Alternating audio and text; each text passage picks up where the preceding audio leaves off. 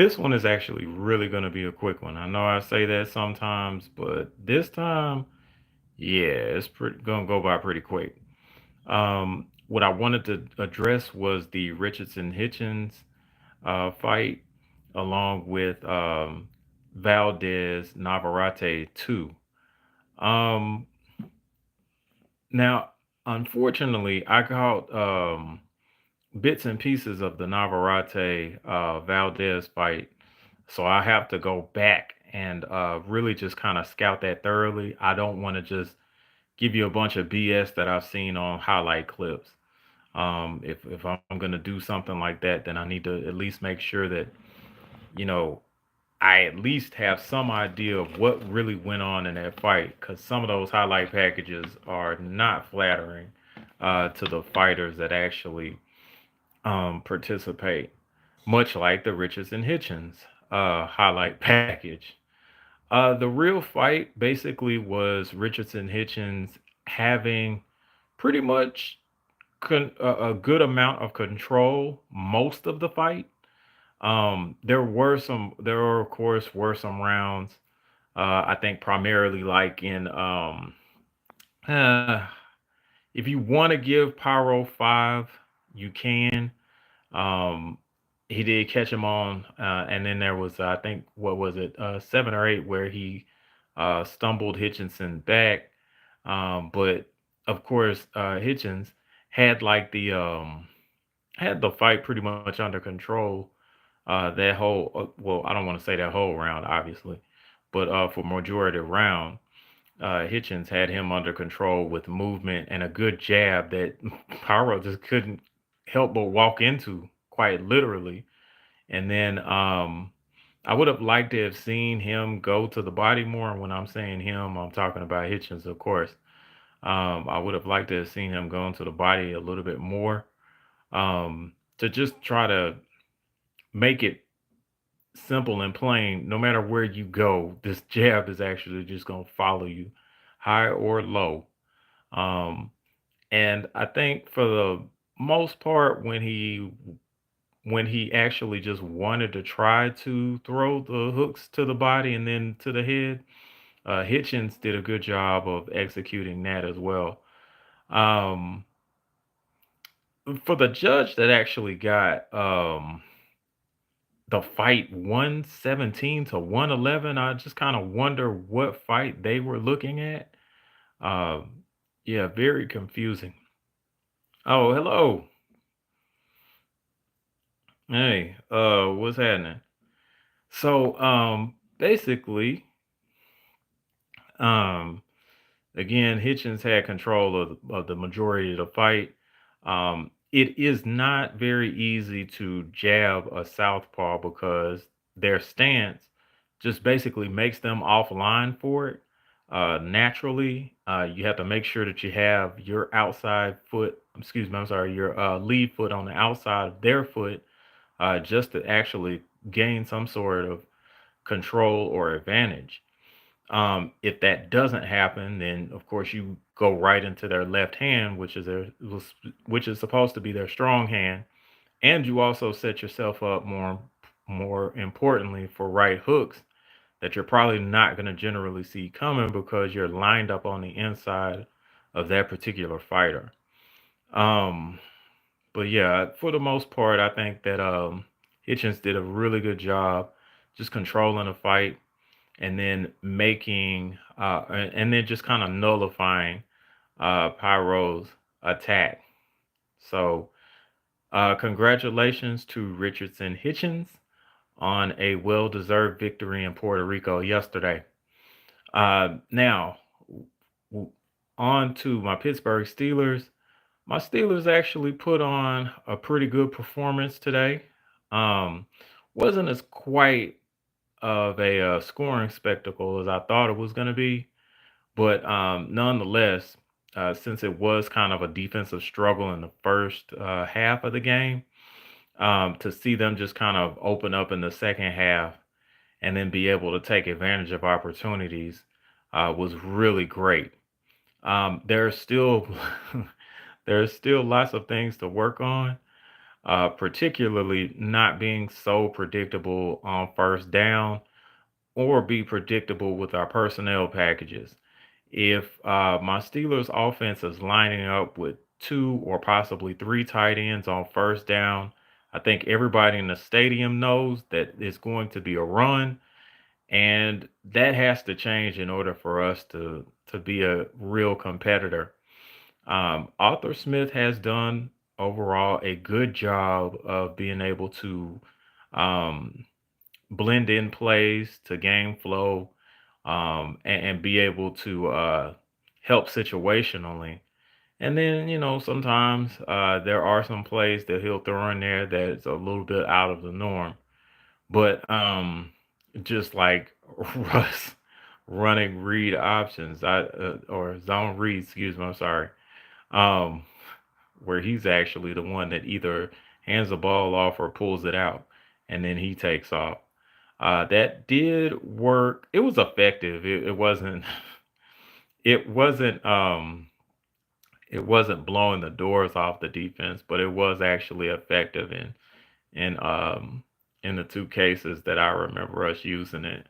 So shout out to Arthur Smith for coming up with that. But yeah, if we're gonna use our tight ends, and I think Arthur Smith likes using tight ends, we're gonna need to do tight end drags or maybe some shallow crossers or something like that, to try to get these big guys that catch the ball very well in space. I think that if we do that, it is going to force the defense to make a choice on what they're going to commit to, and we'll try to have them choose wrong as much as possible. That way, we gain big chunks of yardage. If it's painfully apparent that we're going to run the ball on first down because of our personnel and also the situation, that doesn't bode well for us now or in the future. And I'm sure that the coaching staff, including Arthur Smith, is actually aware of that. So no biggie there. The other thing is, with the defense, from what I was able to see with the game, for the most part, we actually did a good job.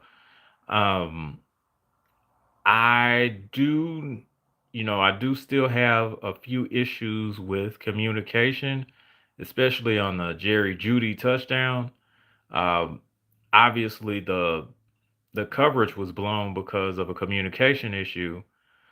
Someone thought that the other guy was actually going to cover them within the space that the ball was actually thrown to, and then Judy, taking advantage of that, just basically ran off on the secondary. So we're gonna have to do a lot better than that. What I will say though is, even though we are getting ready to play the Philadelphia Eagles and they're not known for putting the ball in the air, they're primarily able to run very well. They have one of the best backs in the league, and of course, their quarterback isn't bad on the run either. But that's another subject for another time. Hopefully, I'll be able to cover that Thursday. But yeah, I think that we would still need to make sure that we're sharp on communication.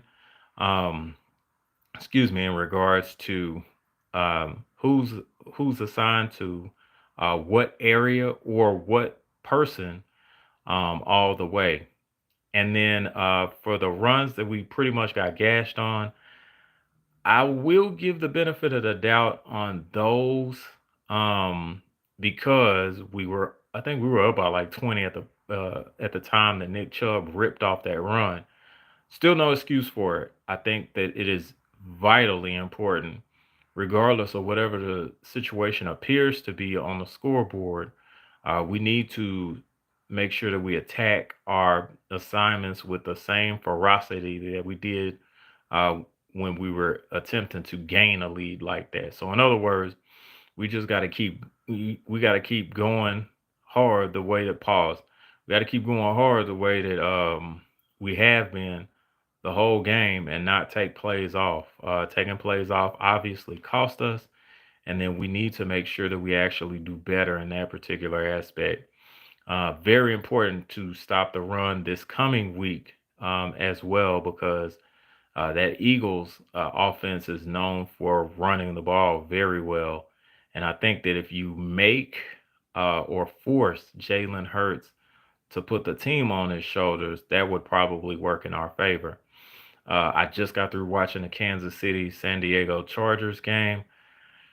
Oh, it's kind of like I thought. I figured that the Chargers would find some type of way to win. I'm not Chargers. I'm sorry. The Chiefs would find some way to win. They actually did. It was crazy. Um, they literally, they literally kicked the ball, hit the upright. Once it hit the upright and bounced off, it bounced in, which is crazy. Um, I don't know how they keep winning this. But what I will say is that when that drive was actually engineered, it was engineered to perfection, really, because they only left 1 second on the clock before they kicked. So it was engineered to perfection. A lot of us believe that our Steelers could probably beat the Chiefs on Christmas Day. I still want to believe that, but if I keep looking, um, if I keep looking at these games where the Chiefs win despite of whatever circumstances they're actually in, it kind of makes it tough for me to believe that we could actually change the outcome ourselves. Now I do hope that I'm wrong, but I would love for our Steelers to beat the Chiefs, but the way that the Chiefs are actually winning, excuse me, the way that the Chiefs are actually winning causes me to believe that excuse me, I'm sorry, causes me to believe that they'll probably find some way to pull it off in the end. Um, but again, it's football and anything can basically happen. And um, just to kind of wrap a bow around the show tonight, I do want to thank my subscribers for again hanging in there with me. I'm a real person going through real situations, and unfortunately, um, sometimes I'm not able to do what I'd like to do as far as just recording on Thursdays. Hey, what's up, Jared? Thank you for stopping by, bro. I'm not able to do what I'd like to all the time, but what I will try to get better at is actually communicating better, even if it's just 15 seconds short or something like that. Just saying I can't do the show. I'll have to do a better job with doing that. But for those that actually just kind of came in and hit the like button, hopefully, um, I appreciate y'all stopping by. I'm going to go ahead and get this wrapped up. This is another edition of It's Just Me, hosted by Brent Fox, and I will see you all later.